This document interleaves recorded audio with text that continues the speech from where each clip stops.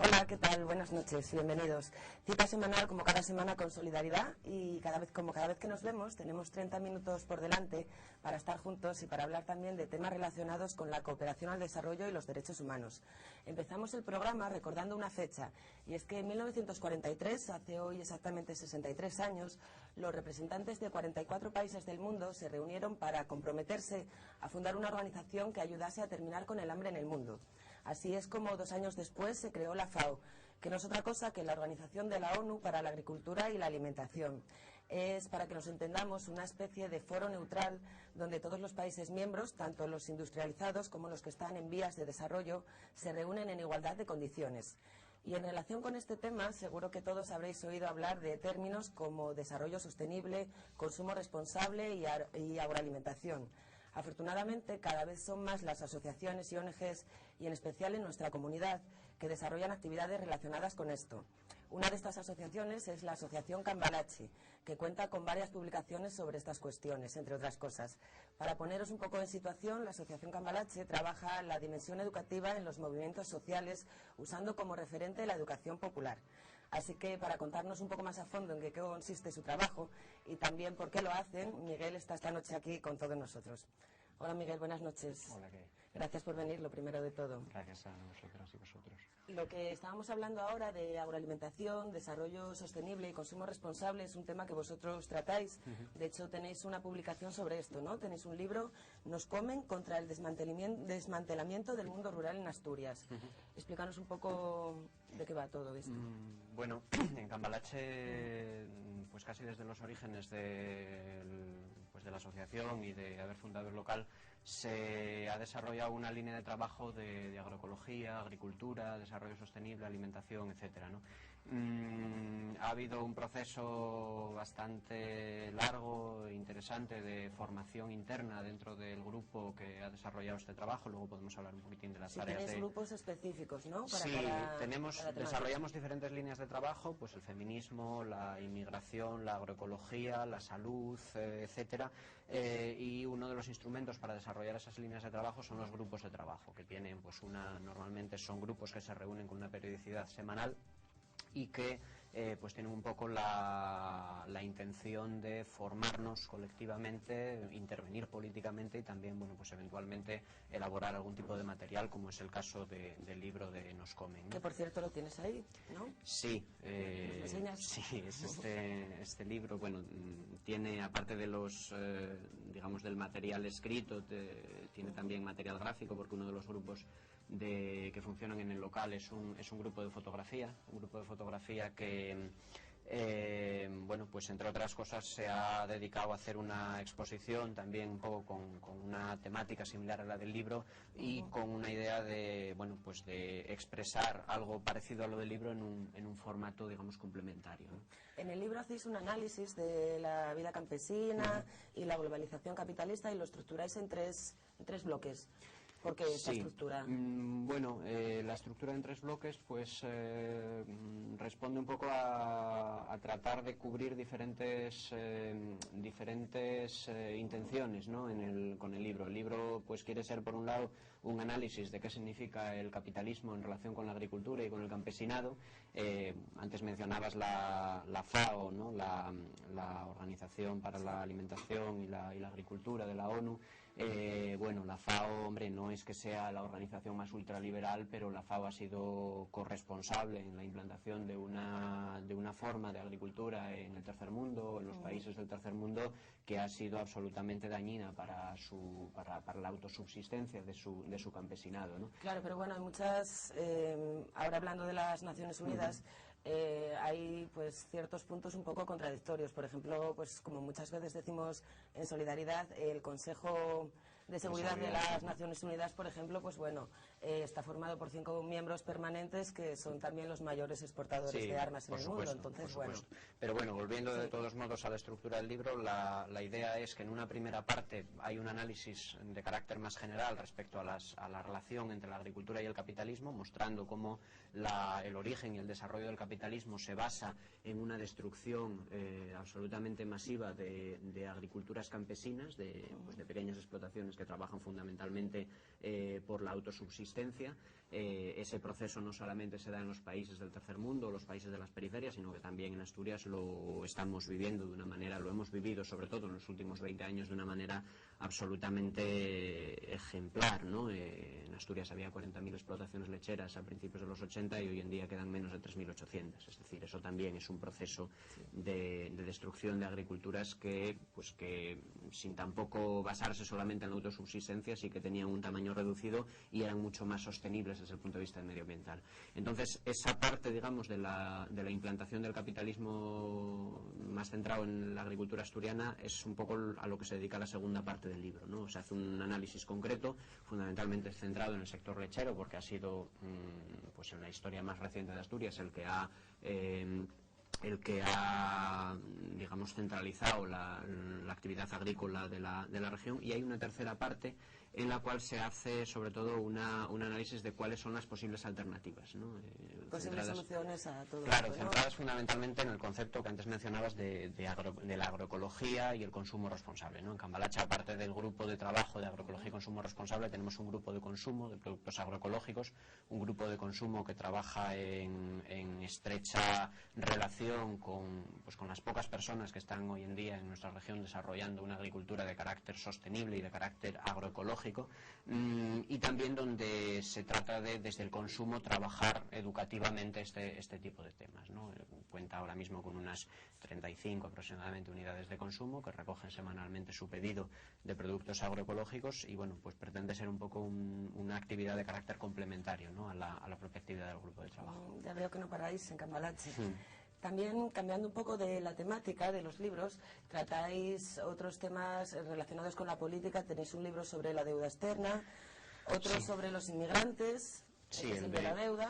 El libro Crisis y Deuda Externa, las políticas del Fondo Monetario Internacional, es un libro pues un poco más teórico, un poco más abstracto, algo más duro también, donde se hace un análisis crítico de qué significa qué significa el Fondo Monetario Internacional junto con otras instituciones como el propio Banco Mundial o la propia Organización Mundial de Comercio, qué significan estas instituciones en el contexto de la globalización capitalista. Se hace un análisis histórico, fundamentalmente pues referido a los últimos 50 años, donde se explica o se pretende explicar cuáles han sido las razones y las lógicas que han impulsado la globalización capitalista y cuáles han sido las consecuencias de esa globalización fundamentalmente en los países del tercer mundo, ¿no?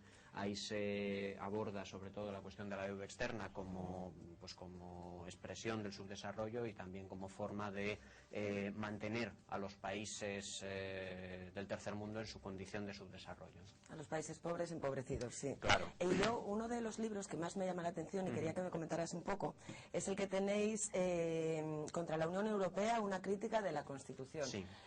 Supongo que este libro expresará pues bastante el pensamiento que tenéis desde la asociación respecto a la Constitución Europea. Entonces, sí, no solo la Constitución Europea, sino la propia Unión Europea, ¿no? Nosotras y nosotros, pues en su momento, bueno, como veis, es un libro que no es tanto un libro, sino que es más un cuadernillo, es un material pues escrito con mucha urgencia, precisamente como forma de intentar aportar al debate, al escaso debate, por otro lado, que hubo en la sociedad civil española en relación con la Constitución Europea, ¿no? Pues por ponernos un poco en situación, en enero, febrero de 2005 se produce pues la campaña electoral, digamos, destinada al referéndum, en el cual se trataba de validar la Constitución Europea, una Constitución que por otro lado ya y por eso el título principal de este cuadernillo es contra la Unión Europea y no solo contra la Constitución, que la Constitución significaba pues eso, un avance más, una desembocadura, digamos, de un proceso de pues fundamentalmente de desmantelamiento de medidas de carácter laboral, medioambiental, etcétera, que tienen la mayor parte de los estados. La Constitución Europea se vendió en aquel momento como un avance frente a las constituciones nacionales, y la Constitución Europea, como hacemos un pequeño análisis también textual de las diferencias entre la Constitución Europea y la Constitución de 1978, y la Constitución Europea supone un claro retroceso en la formulación de los derechos. Vale, ahora en relación con la Unión Europea, vosotros estuvisteis presentes en la manifestación contra la ocupación de Irak que fue hace poco, delante del Teatro Campoamor. Quería entonces, bueno, pues que me contaras qué pensáis de la política exterior de los Estados Unidos y de la Unión Europea. Y también, bueno, si hacéis algún tipo de crítica al Estado español. Hombre, pues, ¿qué decir, no, ante eso? O sea, que nosotros no trabajamos explícitamente la cuestión de la solidaridad internacional ni la cuestión del antimilitarismo. Hemos participado, pues, cuando hemos podido, no solo en las movilizaciones, sino también en las plataformas que ha habido contra la guerra en su momento y contra la ocupación, no solo contra la ocupación, sino también a favor de la resistencia, ¿no? Porque aquí hay un proceso de criminalización de la resistencia, como si toda la resistencia fuese Al-Qaeda, cuando todas las organizaciones de la resistencia, que son varias decenas, solo hay una controlada por Al-Qaeda y es minoritaria. ¿Qué tipo de resistencia defendéis vosotros? ¿Pacífica, no violenta? Hombre, la propia Organización de Naciones Unidas establece... Vosotros desde Cambalache, ¿eh? Sí, pero bueno, establece claramente, o sea, para no parecer aquí que somos unos terroristas, ¿no? La propia Organización de las Naciones Unidas establece que un pueblo ocupado tiene derecho a defenderse de sus ocupantes por el medio que estime oportuno, ¿no? Entonces, ¿eso incluiría también la resistencia violenta? Hombre, la resistencia violenta, quiero decir, la resistencia militar ante una ocupación absolutamente sangrienta como la que está sufriendo Irak, no solamente con lo que vemos en la tele, sino también con un asesinato selectivo de todo lo que conformaba una sociedad enormemente viva y enormemente rica, ¿no? Desde el punto de vista cultural, desde el punto de vista educativo, sanitario, etcétera, está habiendo una auténtica masacre, no solo del pueblo iraquí, sino también de sus elementos culturalmente más activos para impedir, digamos, una reconstitución de un pueblo soberano e independiente, ¿no? La ocupación y todo el proceso de embargo, de guerras del Golfo, etcétera, muestra que los países que no se atienen a las normas de los países que comandan la globalización capitalista son inmediatamente sancionados con los medios que sean, no solo con medios económicos, sino también con la violencia militar cuando es necesario, ¿no? Entonces, en ese sentido, bueno, yo creo que el pueblo iraquí tiene pleno derecho a defenderse con las armas, si es preciso. La postura del gobierno español, pues el PSOE, en su momento utilizó un recurso que es la movilización popular, que en su momento el propio PSOE, en la época posterior a la transición política española, desarticuló. Eso fue uno de los principales desarticuladores de la movilización popular en España a principios de los años 80. ¿Cómo la calificarías, la política del gobierno español? La política del gobierno español en relación con Irak ha sido una política, yo creo, pues un poco de cara a la galería, ¿no? Es decir, se ha vendido la moto de que, pues, frente al salvajismo de la política exterior estadounidense, pues Europa y España en concreto tenía, pues, una política exterior de carácter más humanitario, y eso es falso. O sea, que en Irak, sobre todo, la diferencia de concepciones de la Unión Europea y de Estados Unidos se debía más a una cuestión de quién podía sacar más tajada del país una vez que se hubiese ocupado y se hubiese tirado, digamos, echado abajo el régimen de Saddam Hussein, con el cual, por otro lado, tampoco hay ningún tipo de análisis benévolo. Saddam Hussein era un tirano, pero no ocuparon Irak porque Saddam Hussein fuese un tirano, sino porque su política era contraria a los intereses estadounidenses, porque el mundo está lleno de países gobernados por tiranos que, sin embargo, se han plegado a los intereses norteamericanos, y en ese sentido no solamente han sido permitidos, sino también apoyados por la propia política exterior estadounidense. Si te parece, después de, hasta ahora estuvimos hablando un poco de la ideología de la asociación y lo que pensáis a través de los libros que habéis publicado, ¿no? Cuéntanos un poco, muy brevemente, porque se nos está acabando el tiempo, pero ¿cómo se fundó Cambalache? ¿Hace aproximadamente 3 años? Una cosa así. El local se abre, digamos, en marzo de 2003, aunque, bueno, pues es un local que se empieza a alquilar en, pues, unos 5 o 6 meses antes. Sufre un proceso de acondicionamiento y tal, en el cual, pues, nos implicamos la gente que estábamos trabajando en la asociación, asociación, y a partir de esa fecha, de marzo de 2003, pues el local pues van surgiendo sin tampoco una planificación previa excesiva, ¿no? Sino bueno, pues van surgiendo una serie de líneas de trabajo que son las que he mencionado antes, y una serie de espacios, pues como el grupo de yoga, como el propio grupo de foto, etcétera, en torno a los cuales un poco se articula la participación del local, ¿no? La actividad, digamos, las actividades más hacia afuera o más abiertas tienen lugar los viernes a las 8, donde bueno, pues se proyectan películas, se hacen charlas, pues hay pequeñas obras de teatro, títeres, recitales de poesía, etcétera, ¿no? Entonces un poco se intenta conjugar en ese sentido pues una actividad digamos más teórico, política, en el sentido tradicional del término, con una apertura a personas que no estén necesariamente sobrepolitizadas, ¿no? Ultrapolitizadas. Entonces, bueno, pues yo creo que eso es una apuesta difícil, pero que es una apuesta necesaria debido a la poca participación que hay en la mayor parte de los movimientos sociales existentes. Además, una cosa que me llama bastante la atención, percibís muy pocos fondos a través de subvenciones públicas, ¿no? Entonces, casi todas las actividades, sí. Pues bueno... Sí, nosotros hemos apostado por un modelo de carácter autogestionario. La autogestión es una cosa muy compleja y una cosa muy difícil, claro, por supuesto. Percibimos de manera directa, percibimos una subvención al año del ayuntamiento por materiales que dan las asociaciones, que son 500 euros. La relación con las instituciones, de todos modos, también se establece haciendo algunos cursos para ayuntamientos, para la Agencia de Cooperación al Desarrollo, y también en algunos casos nos han comprado lotes de libros, pues por ejemplo la Consejería de Cultura, para distribuir en las bibliotecas asturianas, ¿no? Que bueno, no es exactamente una subvención, aunque sí que es una relación con las instituciones y es de alguna forma también dinero procedente del erario público. Pues bueno, Miguel, da gusto ver que la gente, y la gente joven también, se mueve, pues bueno, para conseguir un mundo mejor, más justo, que en definitiva pues nos hace falta, ¿no? Y es lo que todos queremos. Muchas gracias por estar aquí. Bueno, gracias a vosotros. Fue un placer hablar contigo. Gracias. Miguel se va y nosotros, como siempre, hacemos una pausa muy pequeñita y seguimos con unas noticias y unos reportajes que os tenemos preparados. Hasta ahora, no os mováis.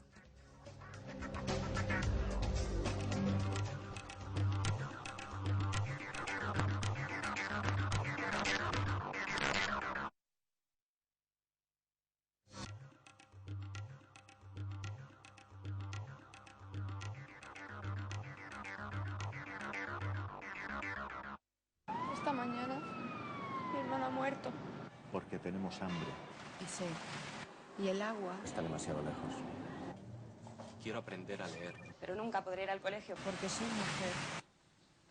Me muero de sida. Porque no tengo acceso a un tratamiento. Porque a los que mandan no les importa. No les importo. 3.000 millones de personas en el mundo son pobres. Exige una respuesta política. Pobreza cero. Presiona.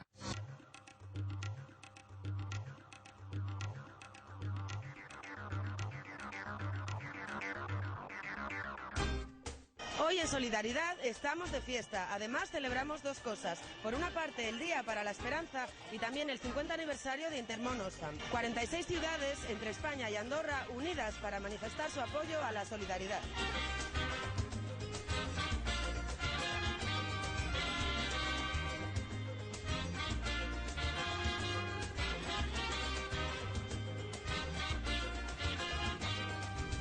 En Asturias, Gijón y Oviedo se unieron a esta fiesta de la solidaridad y nosotros no pudimos faltar a la cita. Estuvimos en la plaza del Ayuntamiento de Oviedo y a pesar de que el tiempo no ayudó demasiado, fuimos muchos los que nos encontramos allí. Durante todo el día hubo distintas actividades, como juegos para los niños, información y venta de productos de comercio justo y de artesanía, actuaciones musicales y, por supuesto, lectura del manifiesto. Denunciamos las políticas del Fondo Monetario Internacional y del Banco Mundial. Para ellos, reducir el déficit de los estados pobres es una prioridad. Pero cuando esto se consigue congelando durante años los salarios de maestros o médicos, como se está haciendo en Nicaragua, es una injusticia que no podemos tolerar. El eje central de este Día para la Esperanza fue el programa La Nicaragua Posible, un proyecto de cooperación que llegará a más de 15.000 familias y que va dirigido a promover la participación ciudadana, mejorar la seguridad alimentaria y fortalecer las capacidades de la mujer. ¿Qué será de la preocupación? ¿Qué será?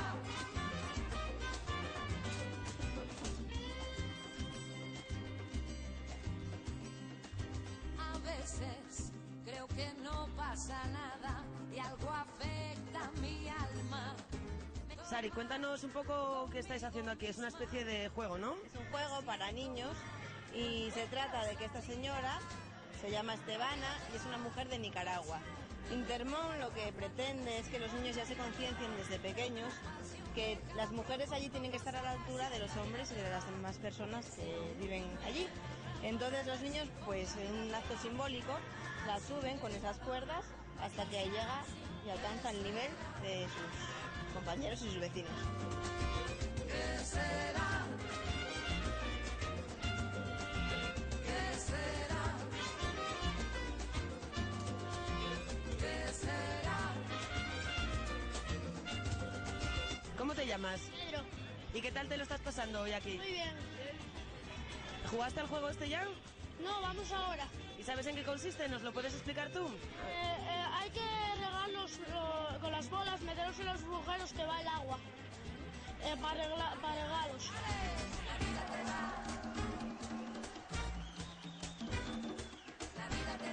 Desde un punto de vista festivo, lúdico, solidario, e invitar así a la población asturiana y ovetense en particular a que participe, a que colabore, a que ayude, a que compre productos de comercio justo y conozca esa labor que nosotros venimos haciendo desde hace ya 50 años con la idea de comprometer a la gente, sensibilizar y celebrar nuestro compromiso. Más de 4.000 personas colaboraron como voluntarios en las 46 ciudades que se unieron este día para apoyar la solidaridad con los países empobrecidos. Y este año la novedad más importante fue que todo el que quisiera podía enviarle una carta al director gerente del Fondo Monetario Internacional, Rodrigo Rato, para que ponga fin a las restricciones que condicionan el gasto público en Nicaragua.